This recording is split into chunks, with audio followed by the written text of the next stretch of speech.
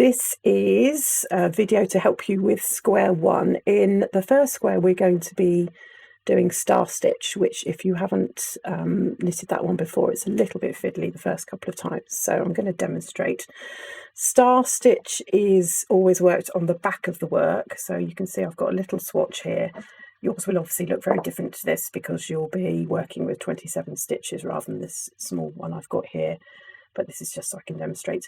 So I've just finished a front row. You can see I've been doing a couple of garter stitches up either end, but it's mainly stocking stitch. So what you will be doing, I'll just get halfway along the row.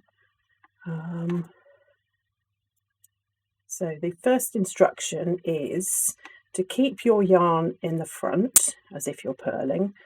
Insert your right needle into the next 3 stitches all together as if you're purling. So it's quite tight. Need to give it a little bit of a wiggle like that. Okay, so you're as if to purl, you're purling 3 here together. Then you put the yarn round as if you're purling them. Okay, pull that yarn back through. You might have to have a couple of goes because sometimes it doesn't come through.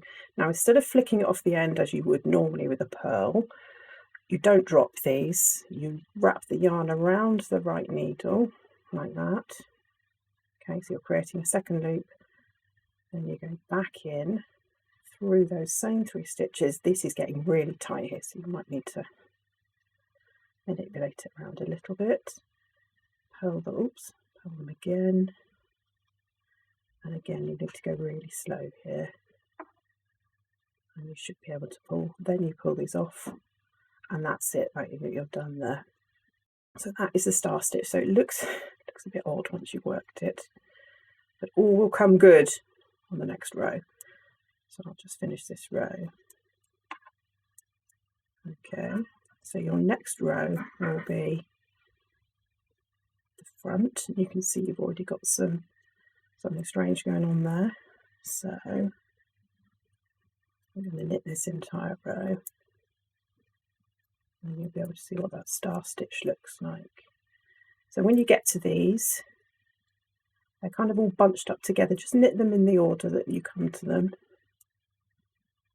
1, 2, 3, knit to the end. Okay, and that's what your star stitch is looking like that. Right. I'll just work this a couple more times so you can kind of follow. I'll do it in a different place this time. So, working on the back of the work.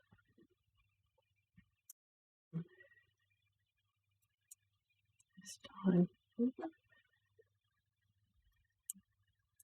work one slightly further along. Okay, so I'm going to work these next 3 stitches. So the right yarn into these 3. With the yarn coming from the front. Try and push the needle through, you can hear it's a bit tight. Purl it. Pull the yarn back through, but don't flick these off the end, okay? Yarn goes round. And put the needle back through. Those same 3 stitches, getting quite tight at this point. Oh, there we go. And purl these.